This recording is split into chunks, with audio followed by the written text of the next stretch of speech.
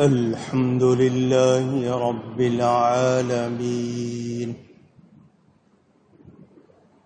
والعاقبة للمتقين والصلاة والسلام على رسوله سيد المرسلين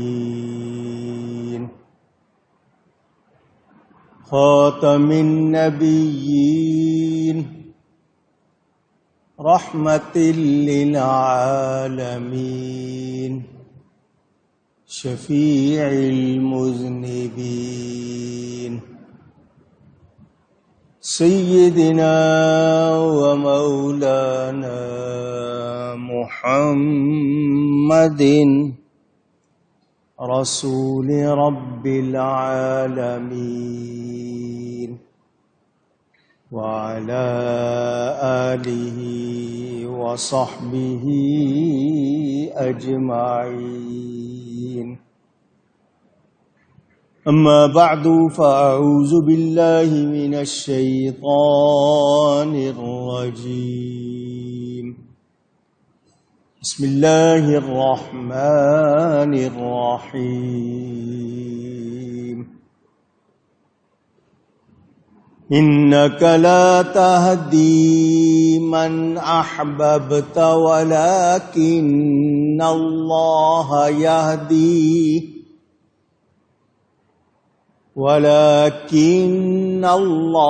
يهدي من يشاء وهو أعلم بالمهتدين. صدق اللہ العلی العظیم. محبت کے ساتھ ایک مرتبہ دروشی پڑھ لیجئے.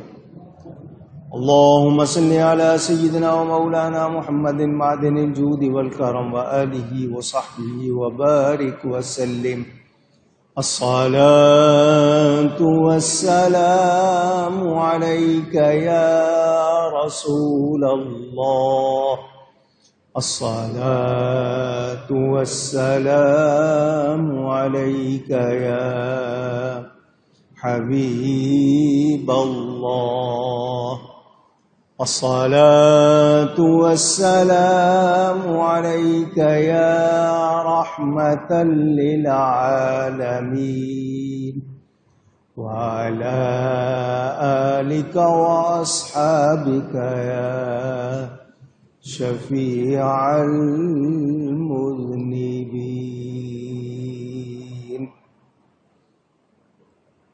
حمد و صلات کے بعد قرآن کریم کی سورۃ القصص کی آیت نمبر 56 گزشتہ جمعے میں نے پڑھی تھی اور کہا تھا کہ اس کے بارے میں تفصیل سے کچھ بیان کروں گا. انشاءاللہ آج اس حوالے سے گفتگو کر رہا ہوں. اللہ تعالی مجھے حق بیان کرنے، ہم سب کو حق سن کر اس کو قبول کرنے، اس پر عمل کرنے اور اس پر قائم رہنے کی توفیق عطا فرمائے. معذرت چاہتا ہوں 5-7 منٹ دیر ہوئی، رستے میں پانی کھڑا تھا، آہستہ آہستہ آنے میں دیر ہو گئی، اس کی معافی چاہتا ہوں. آیت کا لفظی ترجمہ بے شک یہ نہیں کہ تم جسے اپنی طرف سے چاہو ہدایت کر دو. ہاں، اللہ تعالی ہدایت فرماتا ہے جسے چاہے، اور وہ خوب جانتا ہے ہدایت والوں کو. اس حوالے سے جو باتیں کرنی ہیں آپ کی توجہ چاہوں گا. وہ لوگ جنہیں ہمارے پیارے نبی صلی اللہ علیہ وآلہ وسلم کی شان پسند نہیں، جو نبی کے مرتبہ و مقام، ان کی عظمت، رب تعالی کی ان پر عطا کو دل سے نہیں مانتے، زبان سے کہتے ہیں کچھ لفظ لیکن وہ بھی بہت کم کہتے ہیں۔ انہوں نے اپنی کتابوں میں لکھا کہ نبی کی تعریف بشر کی سی کرو، جیسے ایک بشر کی کرتے ہیں ایسی تعریف کرو، اور وہ بھی تھوڑی کرو، مختصر کرو۔ تو جن کا یہ حال ہو، بتائیں کیا وہ سچے مومن ہیں؟ جن کو نبی کی شان پسند نہیں، ان کا ایمان درست نہیں۔ یہ آیت جو میں نے تلاوت کی ہے، وہ لوگ اس کو پڑھ کر یہ کہتے ہیں کہ دیکھو اللہ نے صاف کہہ دیا ہے کہ نبی کسی کو ہدایت نہیں دے سکتا، ہدایت صرف اللہ دے سکتا ہے، نبی کے چاہنے سے کچھ نہیں ہوتا، معاذ اللہ۔ آپ بھی کہیے اللہ کی پناہ۔ پھر ان کے منہ میں جو آتا ہے وہ کہتے ہیں۔ تو یہ آیت آئی تو میں نے چاہا کہ میں اس مسئلے کو تھوڑا سا بیان کروں۔ اگر اختیار کی نبی کے چاہنے کی باتیں کروں تو 10 جمعے لگ جائیں گے اور بیان پورا نہیں ہوگا، مگر میں اس میں سے کچھ باتیں آپ کو سناؤں گا تاکہ آپ لوگوں کا ایمان مضبوط ہو اور شک شبہ ڈالنے والے آپ کو کسی طرح بہکا نہ سکیں۔ پہلی بات تو یہ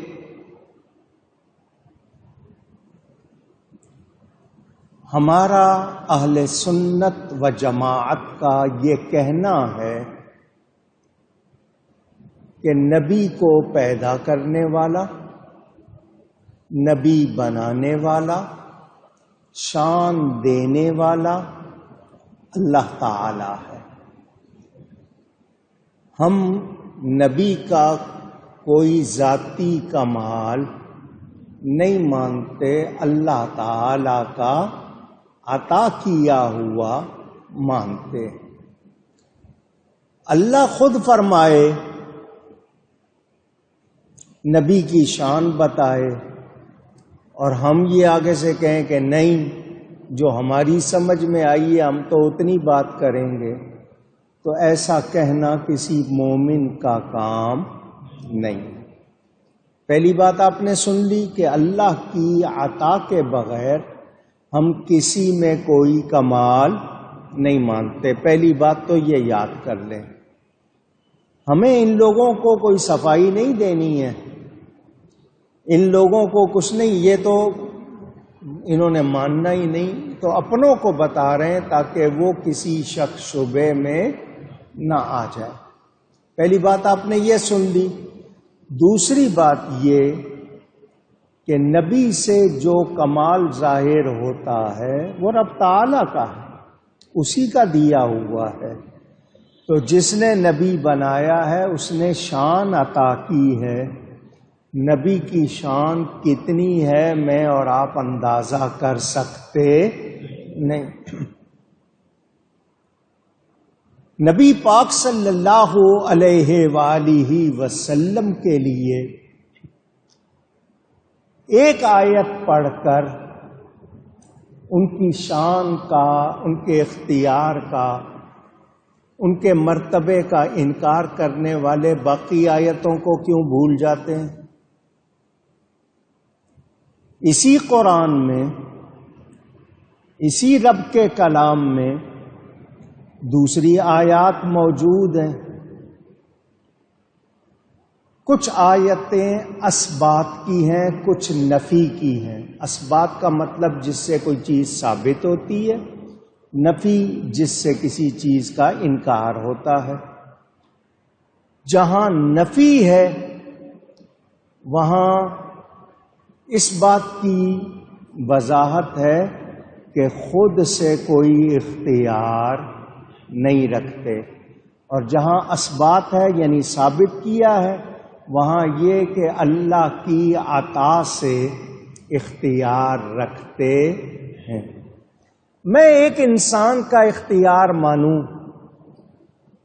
انسان جی ہوا میں اڑ سکتا ہے، جہاز بنا سکتا ہے، اس نے ٹیلی فون بنا دیا، آپ کے ہاتھ میں دے دیا، آپ اپنے ہاتھ کی ہتھیلی میں پوری دنیا کو دیکھ رہے ہیں، تو میں انسان کی باتیں کروں کہ اس میں تو اتنا کمال، اور جس کو رب نے نبی بنایا اس میں کوئی کمال نہیں؟ مادیات کو مانے، روحانیات کو نہ مانے، ایمانیات کو نہ مانے، تو یہ مسلمان کا کام نہیں ہے۔ ہم نبی پاک صلی اللہ علیہ وسلم کے لیے پورے قرآن کو مانتے ہیں، ان پر پورا قرآن اترا ہے۔ اس قرآن میں اگر یہ آیت ہے تو دوسری آیتیں بھی تو ہیں، ان کو بھی سامنے رکھو۔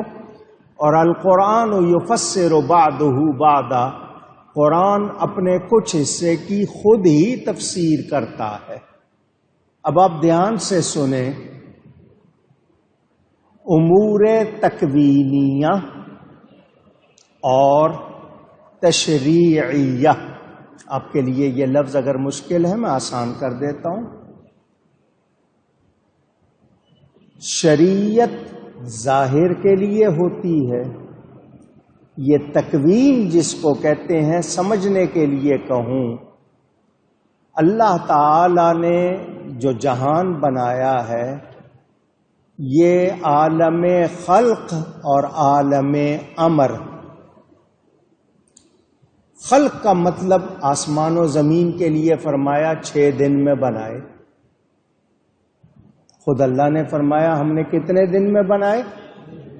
اسی قرآن میں یہ بھی ہے کہ اذا اراد شیئا ان یقول له کن فیکون، کہ اللہ تعالی جب ارادہ فرمائے کسی چیز کا وہ فرماتا ہے کن، کن کے معنی ہو جا، فیکون وہ چیز ہو جاتی ہے۔ اس میں کوئی مٹیریل نہیں جمع کیا جاتا، کوئی جوڑا نہیں جاتا، نٹ نہیں لگائے جاتے، بس اللہ فرما دیتا ہے کن ہو جا، وہ چیز ہو جاتی ہے۔ یہ کس کی قدرت ہے؟ رب تعالی کی۔ نبی پاک صلی اللہ علیہ وسلم تو کائنات میں سب سے اعلیٰ ہیں، اولیاء، نبی کا کلمہ پڑھنے والے، ان کے غلام، انہیں جب قطبیت کا درجہ ملتا ہے، جب وہ قطب بن جاتے ہیں، یہ کن انہیں عطا ہو جاتا ہے اللہ کی طرف سے، تو پھر وہ اللہ کے ولی بھی کچھ کہہ دیں تو وہ بھی ہو جاتا ہے۔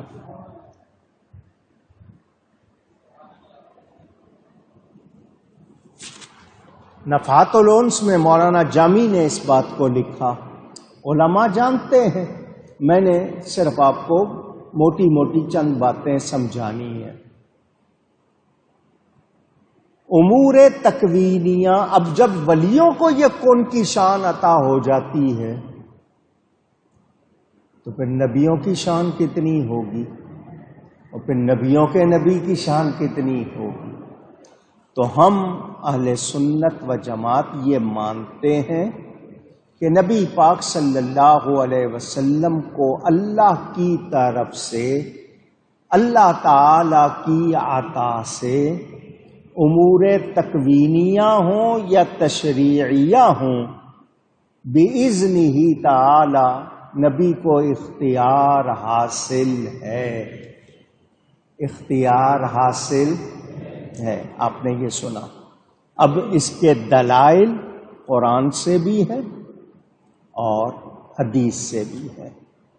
علماء ہر دور میں بیان کرتے آئے ہیں، لکھتے آئے ہیں، مخالفوں نے ہمارے جواب سنے ہیں، پڑھے ہیں، مگر وہ مانتے کیونکہ انہوں نے ماننا نہیں، ان کی قسمت میں ہی ماننا نہیں ہے، ورنہ انکار نہ کرتے۔ قرآن عظیم کی آیات میں تناقض اور تضاد ممتنع ہے، ایسا نہیں ہو سکتا کہ آیتیں ٹکرائیں۔ میں نے پہلے بتا دیا جہاں نفی کا بیان ہے وہاں یہ کہ ذاتی طور پر کمال نہیں رکھتے، اور جہاں ثابت کیا گیا ہے وہاں پر یہ کہ اللہ کی عطا سے اختیار رکھتے ہیں۔ اب ایک آیت میں اگر نفی ہے تو دوسری آیت بھی تو موجود ہے، اس کو کیوں نہیں پڑھتے؟ ہر آیت، ہر جملہ دوسری آیتوں کی تصدیق کر رہا ہے، تائید کر رہا ہے۔ قرآن کریم کی اگر صرف اسی کی مثالیں دوں تو متعدد مثالیں ہیں۔ اب یہ کہنا کہ انک لا تہدی، آپ صراط مستقیم کی یا سیدھے راستے کی ہدایت اپنے چاہے سے نہیں دے سکتے، تو اسی قرآن میں یہ آیت موجود ہے وَإِنَّكَ لَتَهْدِي إِلَىٰ صِرَاطٍ مُسْتَقِيمٍ، اے میرے حبیب آپ ہی، بے شک آپ ہی سیدھے راستے کی ہدایت فرماتے ہیں۔ تو وہ آیت بھی قرآن کی ہے یا نہیں ہے؟ یہ تو ہو نہیں سکتا کہ افتؤمنون ببعض الکتاب وتکفرون ببعض، کہ میں قرآن کا کچھ مان لوں اور کچھ کا انکار کر دوں، ایسا ہو سکتا نہیں، میں پورے قرآن کو مانوں گا۔ تو اگر یہ کہو کہ نبی اپنے چاہے سے ہدایت نہیں دے سکتے، تو اسی قرآن میں یہ آیت موجود ہے کہ آپ ہی ہدایت دینے والے ہیں سیدھے راستے کی۔ اب دونوں آیتوں کو سامنے رکھ کر نتیجہ کیا نکلے گا کہ آپ اپنے ذاتی اختیار سے نہیں، رب کی عطا سے اختیار والے ہیں۔ بات واضح ہو گئی، شبہ ختم ہو گیا۔ انہیں مخالفین کو دونوں آیتیں سامنے رکھنی چاہیے۔ اللہ تعالی قرآن کریم میں فرماتا ہے انما انت منذر ولکل قوم ہاد، ہاد ہادی کو کہتے ہیں ہدایت دینے والے کو، ولکل قوم ہر قوم کے ہادی ہیں ہدایت دینے والے۔